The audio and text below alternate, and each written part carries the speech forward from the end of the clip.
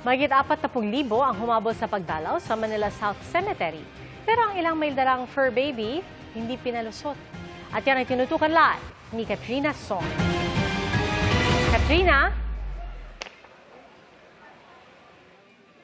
Pia, dahil weekend, marami ang humabol ngayong Sabado para dumalaw sa kanilang mga namayapang mahal sa buhay dito sa Manila South Cemetery.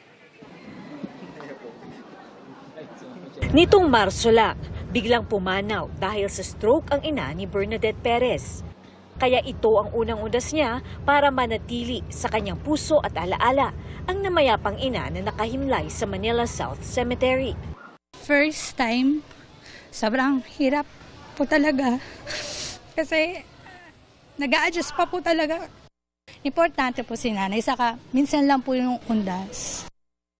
Ang 75 taong gulang na si Maria Paz Labios, ngayon lang muling nakadalaw sa kanyang mga magulang. Bawal kasi noong pandemic ang pagbisita roon ng mga senior citizen. Kasi last year hindi ako nakapunta dito eh. Bawal, di ba? Mga senior. Kaya ngayon, pinilit namin ng mga apo ko tsaka anak ko. Sinamahan nila ako dito. Hindi rin mawawala ang mga family reunion. Meron ding mga dalaw na nagbakasakaling isama sa loob ang kanilang fur babies. Pero hinarang sila dahil sa utos ng Manila LGU na bawal dalhin ang mga alagang aso o pusa sa sementeryo. Panawagan ng ilang fur parent, sana sa susunod na undas ay payagan na raw sa loob ang kanilang fur babies. Hindi naman makakaperwisyo eh. Saka kung pwede nga, ayaw namin pahawakan sa iba eh. Paanong sasabihin mong bawal lang kasi baka makakagat. Bit-bit naman namin, hindi naman namin sila hayaan na makakawala. Mula 6 a.m. hanggang 3 p.m. ngayong araw, umabot na sa 46,100 ang mga dumalaw sa Manila South Cemetery. Tingin ng Manila Department of Social Welfare, epektibo lalo na para sa mga magulang ang kanilang ginawang registration and name tagging para sa mga may bitbit na menor de edad. In case lang po, syempre na may mangyaring masama or mawala, mabilis po silang mahanap.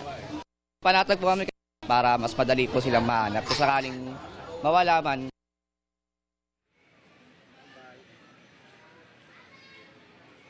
Pia, sa mga oras naman na ito ay marami na nga ang nagsisiuwian pero tuloy-tuloy pa rin ang pagdating ng mga dumadalaw dito sa Manila South Cemetery. Bukas nga ito hanggang alas 7 ng gabi mamaya. At Pia, ukol naman sa sinabi natin kanina na ipinagbawal yung pagpapapasok ng mga fur babies o mga alagang aso o pusa dito sa loob ng Manila South Cemetery. Ayon sa Manila LGU, ipinatupad daw nila iyan para sa kaligtasan ng lahat. Kapag may nawala raw kasi na aso o kaya naman alagang pusa ay mahihirapan daw hanapin. Kaya naman until they find a better solution daw ay ipinagbabawal muna nila ang pagpapapasok sa sementeryo ng mga alagang aso at pusa. At yan na muna ang latest mula dito sa Manila South Cemetery. Pia?